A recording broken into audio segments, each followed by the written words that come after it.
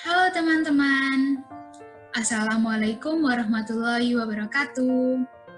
Pada video pembelajaran kali ini, kami dari kelompok 9 akan menjelaskan mengenai gross profit dan net profit. Untuk lebih jelasnya mengenai materi ini, yuk kita saksikan bersama.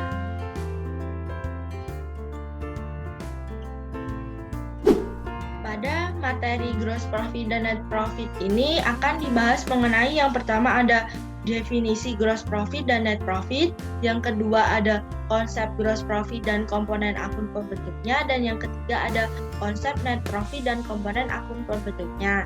Nah, kali ini saya akan menjelaskan mengenai definisi gross profit dan net profit. Pertama, definisi gross profit. Gross profit atau biasa disebut dengan laba kotor merupakan pendapatan dari penjualan yang sudah dipotong biaya pertanggungjawaban produksi produk dan jasa, namun masih belum terpotong biaya untuk beban gaji, pajak, dan pembayaran suku bunga. Di sini artinya, dalam laba kotor terdapat keuntungan sekaligus biaya untuk membuat produksi suatu produk maupun biaya untuk penyediaan jasa. Selama biaya produksi produk dan jasa sudah dipertanggungjawabkan atau sudah dibayarkan, maka sudah bisa dikategorikan sebagai laba. Namun laba kotor di sini masih belum bisa disebut dengan keuntungan murni dari penjualan, karena belum dikurangi biaya-biaya yang menjadi beban perusahaan, termasuk pajak. Untuk menghitung laba kotor ini bisa menggunakan rumus sederhana, yaitu pendapatan dikurangi HPP. Pendapatan di sini adalah hasil atau laba dari penjualan, sedangkan HPP adalah biaya produksi untuk menghasilkan produk dan jasa. Dengan adanya HPP di sini, penentuan harga produk akan lebih mudah, sehingga akan semakin jelas berapa pendapatan kotor yang diterima oleh perusahaan. Yang kedua ada net profit. Net profit atau laba bersih merupakan keuntungan yang didapat dari jumlah selisih pendapatan dan biaya-biaya yang sudah dikurangi pajak. Artinya, ketika semua pendapatan sudah digunakan untuk biaya produksi dan sudah dibayarkan untuk gaji, suku bunga, maupun pajak, itu yang dimaksud dengan laba bersih ini. Net profit atau laba bersih ini dihitung berdasarkan transaksi yang benar-benar terjadi pada periode tertentu. Nah, net profit biasanya dihitung di akhir tahun. Laba bersih ini diperoleh dari aktivitas usaha seperti jual beli barang. Dalam menghitung net profit, konsep utama yang dipakai adalah laba kotor dikurangi beban usaha. Jadi, untuk memperoleh laba bersih ini, yaitu dengan mengurangi laba kotor dengan beban-beban usaha, seperti beban gaji karyawan dan pajak. Selanjutnya, kita masuk kepada konsep gross profit. Gross profit is the amount of profit after deduction of the cost or the service provided by the company on a product. Artinya, laba kotor adalah jumlah laba setelah dikurangi biaya atau jasa yang diberikan oleh perusahaan atas suatu produk.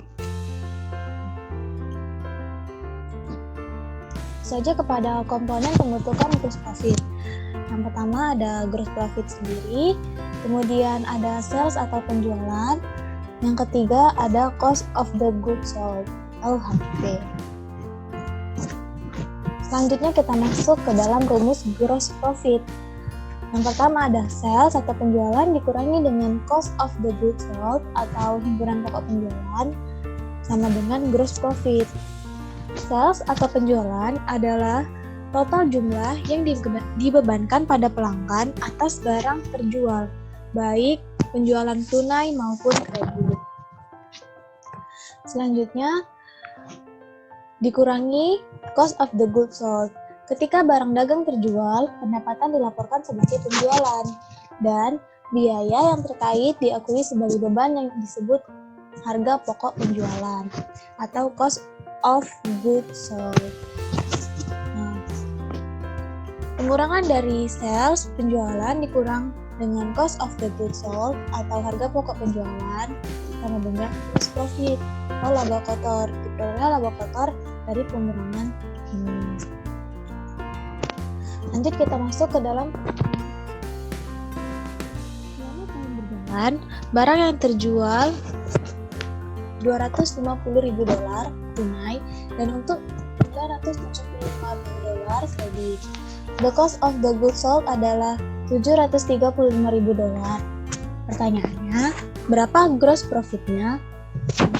Jawabannya, gross profit atau laba kotor sama dengan 250.000 ditambah 275.000 dikurang 735.000 sama dengan 490.000. Nah, sama 75.000 kita masukkan ke dalam penjualan karena tadi meskipun dia kredit karena penjualan itu maupun debit maupun kredit itu termasuk penjualan.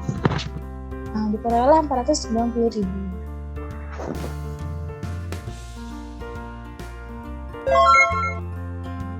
Selanjutnya kita akan membahas mengenai konsep net profit. Konsep utama yang dipakai adalah gross profit dikurangi total expense.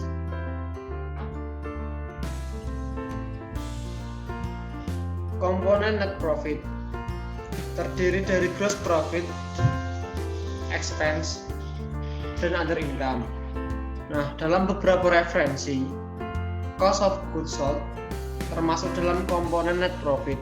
Namun di sini tidak saya cantumkan karena cost of goods sold sudah termasuk dalam perhitungan gross profit.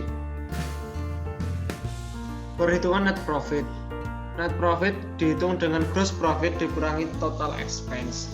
Nah, dengan konsep utama tersebut kita langsung ke poin nomor 3 di mana gross profit sudah ditemukan, yaitu EBITDA atau earning before interest, tax, depreciation, dan amortization sama dengan gross profit dikurangi selling, general, dan administrative expense. Nah, ketika EBITDA sudah ditemukan, kita bisa mencari EBIT, yaitu earning before interest dan tax, sama dengan EBITDA dikurangi depreciation dan amortization expense. Nah, ketika EBIT sudah ditemukan, kita bisa mencari EBT, yaitu earning before tax. EBT sama dengan EBIT dikurangi interest expense. Bisa ditambah juga dengan interest income atau other income. Jadi EBT sama dengan EBIT dikurangi interest expense ditambah interest income atau other income. Nah, ketika EBT sudah ditemukan, kita bisa mencari net income atau net profit dengan rumus EBT dikurangi tax expense. Nah, untuk lebih jelasnya dengan bahasa seperti ini, konsep yang digunakan sama saja, yaitu laba bersih sama dengan laba kotor dikurangi beban usaha. Dan nantinya akan ditemukan laba bersih sama dengan EBT dikurangi beban pajak atau tax expense. Nah, inti dari perhitungan net profit sendiri yaitu gross profit dikurangi total expense ditambah other income. Untuk selanjutnya ada contoh perhitungan net profit. Nah, di sini dapat dilihat pada income statement. Ada revenue yang terdiri dari net sales sebesar 708.255, kemudian ada rent revenue sebesar 600, dengan total revenue sebesar 708.855. Selanjutnya ada expense yang terdiri dari cost of merchandise sold sebesar 525.305, kemudian selling expense 70.820, kemudian administrative expense sebesar 34.890, kemudian interest expense sebesar 2.440. Yang selanjutnya dengan total expense sebesar 633.455. Dari total revenue akan dikurangkan dengan total expense, sehingga menghasilkan net income atau net profit sebesar 75.400.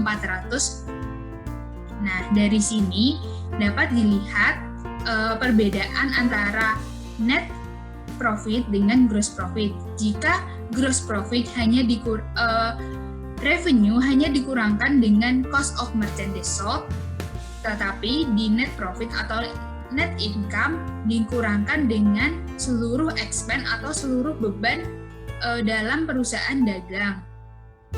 Di sini artinya dalam operasional atau operasional perusahaan dagang sudah tidak ada lagi pemotongan keuntungan dalam bentuk apapun dan merupakan pendapatan dari sebuah bisnis atau usaha yang sesungguhnya. Jadi hasil akhir yang diperoleh itulah yang akan menentukan sebuah perusahaan tersebut untung ataupun rugi.